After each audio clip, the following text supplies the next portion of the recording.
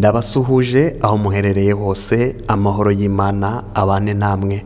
Umuyobozi w'ibitaro arakekwaho kwica umwana w'imyaka 8. Uwo muyobozi w'ibitaro amazina ye ni Dr Pascal Ngiruwonsanga, ni umuyobozi w'ibitaro bya Gakoma byo mu karere ka Gisagara, akaba yaratawe muri yombi akekwaho kwica umwana w'imyaka 8 yareraga. Uwo mwana witabye Imana amazina ye ni Ganzariane, yari afite imyaka 8, akaba yarigaga mu mwaka wa 3 w'amashuri abanza. Nyakwigendera yarererwaga mu rugo rwa Dr Ngiruwonsanga. Uwo Dr akaba yarashatse nyina w'uwo mwana nyuma yo kumupapura umugabo babanaga, agatwara umugore agatwara n'abana, agasiga uwahoze ari umugabo we iheruheru. Uwo mugabo watwawe umugore n'umwana we akaba yitabye Imana, yaganiriye n'ikinyamakuru Umuseke ari nacyo dukesha iyi nkuru. Uwo mugabo amazina ye ni Uwimana Jean Bosco, akaba yavuze uko byagenze ngo nyina w'umwana yamwohereje ubutumwa bugufi amubwira ko umwana yitabye Imana. Akimara kubona ubwo butumwa yahise yihutira kubwira abantu bo mu muryango we, bajya kureba uko byagenze. Ngo bagezeyo basanze urupfu rudasobanutse kuko bavuga ko umwana ngo yiyahuye.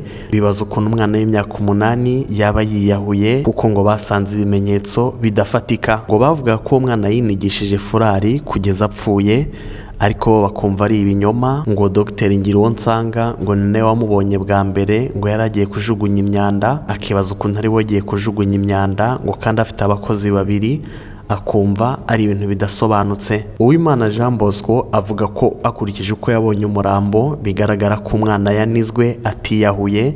Akaba yagize ati umwana wanjye yishwe na Dr Pascal. Ribu iri gukora iperereza. Uyu Dr Ngiruwonsanga umuyobozi w'ibitaro bya Gakoma akaba yatawe muri yombi kubera ibyo ari gukekwaho. Uyu Jean Bosco papa w'uwo mwana witabye Imana yagize ati ndasaba ubutabera ku mwana wanjye, urupfu rw'umwana wanjye ntiruzarangiriraho gusa. Uyu Uwimana Jean Bosco avuga ko umugore ubana na Dr Ngiruwonsanga ariwe Asumuta, bahoze babana mu gihe kingana n'imyaka 10, ndetse bakaba banafitanye abana 2 ariko umwe yamaze kwitaba Imana. Uwo Dr Ngiruwonsanga Pascal yari umuyobozi w'ibitaro bya Nyanza, nyuma ya gukorera Gakoma muri Gisagara. Uwo mugore we Asumuta yari umucungamutungo w'ibyo bitaro bya Nyanza. Dr Ngiruwonsanga ngo yaje kubenguka uwo mugore. Uwo mugore mwibuke yuko yabanaga n'undi mugabo ariwe Uwimana Jean Bosco, ngo ariko ntabwo bari barasezeranye mu buryo bwemewe n'amategeko. Ngo rero uwo mudokiteri yaje kumubenguka, barakundana,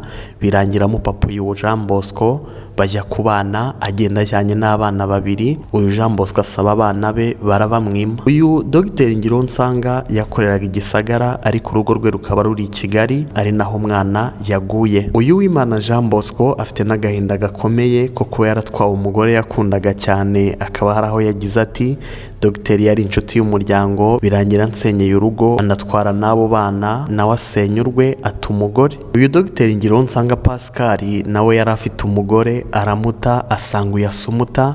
Uyasumuta nawe asenyurwe, barahuza. Bivuga ko buri wese yari afite urugo ararusenya, bakora urugo, barahoze bari mu zindi ngo. Uwimana yavuze ko mu bihe bitandukanye yagiye aregera urukiko arubwira ko afite impungenge ko abana be bazagira ikibazo, ngo ariko abana be ntabahabwe. Yagize ati ngewe nareze umugore wanjye ko nshaka abana banjye ngo mbarere, ariko urukiko ntirwabihaye agaciro kugeza naho umwana wanjye apfiriye mu maboko yabo. Uyu nyakwigendera rero yaguye i Kigali, mu karere ka Nyarugenge, mu murenge wa Kigali. Umurambo we ukaba wajyanywe mu bitaro bya Kacyiru ngo ukorerwe isuzuma, na Dr Ngiruwonsanga akaba afungiye kuri sitasiyo ya Ribu ya Karama.